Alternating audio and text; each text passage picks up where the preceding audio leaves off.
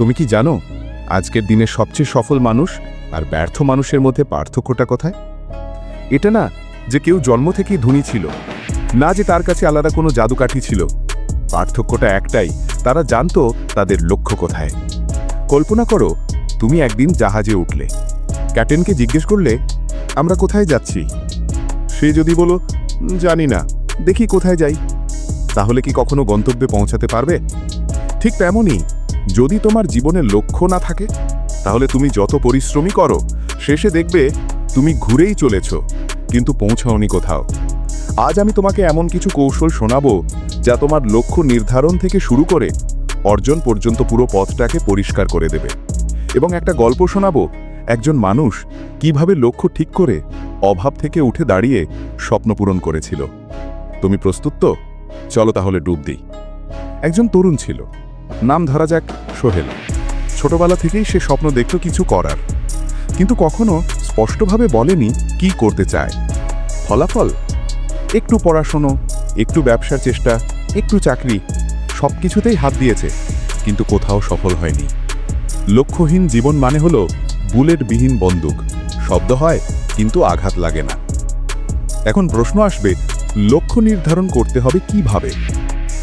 SMART লক্ষ্য নির্ধারণ: specific বা স্পষ্ট, মেজারেবল মানে পরিমাপযোগ্য, অ্যাচিভেবল মানে অর্জনযোগ্য, রেলেভেন্ট মানে প্রাসঙ্গিক, টাইম বাউন্ড মানে সময়সীমা নির্ধারিত। আমি ধনী হব নয়, বরং আমি আগামী 2 বছরের মধ্যে একটা অনলাইন ব্যবসার মাধ্যমে মাসে 50,000 টাকা আয়ের ব্যবস্থা করব। লক্ষ্য লিখে রাখো, যে স্বপ্ন কাগজে লেখা হয় তা অর্ধেক পূরণ হয়ে যায়। ভাগ করো ছোট ধাপে। বড় লক্ষ্যকে ছোট ছোট মাইলস্টোনে ভাগ না করলে মানুষ হতাশ হয়ে যায়। যে কোনো লক্ষ্যপথে 3টি বাধা আসবেই। প্রোক্রাস্টিনেশন মানে দীর্ঘসূত্রিতা, আগামীকাল থেকে শুরু করব। ভয়, যদি ব্যর্থ হই। পরিবেশের নেতিবাচক কথা, তুমি পারবে না। চ্যালেঞ্জ মানেই তুমি সঠিক পথে হাঁটছ। সোহেল একদিন বুঝল এভাবে চলতে থাকলে জীবন শেষ হয়ে যাবে।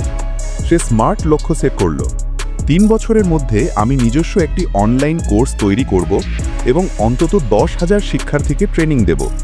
প্রথমে তাকে অনেকে হাসল, বন্ধুরা বলল তুই কি শিক্ষক নাকি? কিন্তু সে ধাপে ধাপে এগোতে লাগলো। প্রথম বছর শুধু নিজের স্কিল শিখল, দ্বিতীয় বছরে ছোট ছোট ভিডিও বানালো, তৃতীয় বছরে পূর্ণ কোর্স লঞ্চ করল। আজ সে শুধু সফল উদ্যোক্তা নয়, বরং হাজারো শিক্ষার্থীর অনুপ্রেরণা। লক্ষ্য থাকলে অভাব অজুহাত হয় না, বরং শক্তিতে রূপ নেয়। বন্ধুরা, মনে রেখো, তুমি যদি জীবনের লক্ষ্য ঠিক না করো, তাহলে অন্য কেউ এসে তোমাকে তার লক্ষ্য পূরণের যন্ত্র বানাবে। তুমি যদি সময়ের আগে নিজের স্বপ্নের জন্য না দৌড়াও, একদিন সময় তোমাকে ঠেলে বের করে দেবে। আজকের দিনে যে কেউ শুরু করতে পারে।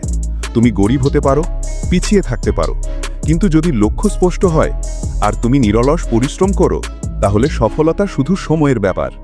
তাহলে আজ থেকে নিজেকে প্রতিজ্ঞা করো, আমি আমার লক্ষ্য নির্ধারণ করব। আমি ছোট ছোট ধাপে এগোব।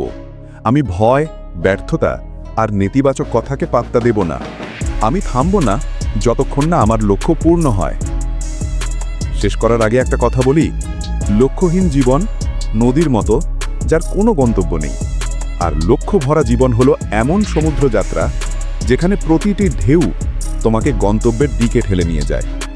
যদি তোমার মনে হয় এই ভিডিও তোমাকে ছুঁয়ে গেছে, তাহলে নিজের জীবনে শুধু প্রয়োগ করো না, অন্যকেও শোনাও, কারণ হয়তো তোমার শেয়ার করা এই ভিডিও কারো জীবন পাল্টে দিতে পারে।